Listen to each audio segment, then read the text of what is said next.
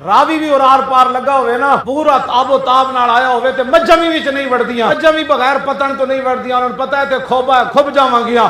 सहाबा बगैर पतन तो घोड़े पा दिते दरियाए दजला विच ते घोड़िया ने पानी भी ना सुंघिया। उन्होंने पता सी उत्ते केड़े बैठे दरिया विच घोड़े इंज जनाब। सहाबा गल्लां करदियां करदियां हजरत साद ते सलमान फारसी फरमा राह दे आए दरिया ते दरियाए दजला लम्मा पै गया। लम्मा किंज पै गया, जदों सहाबा पार लगे ना ते सहाबा दे पैरां दे घोड़ियां दे जनाब पैर भी गिले ते खुर भी गिले नहीं होए। हजरत साद पूछे हुए किसी की शायद नहीं बैठी।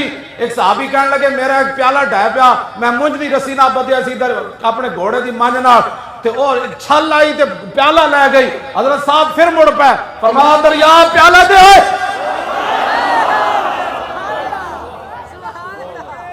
असी जिन्हां दा कलमा पढ़िया उन्हां दे ते गुलामां दरियावां नाल भी इन गल्लां कीतियां।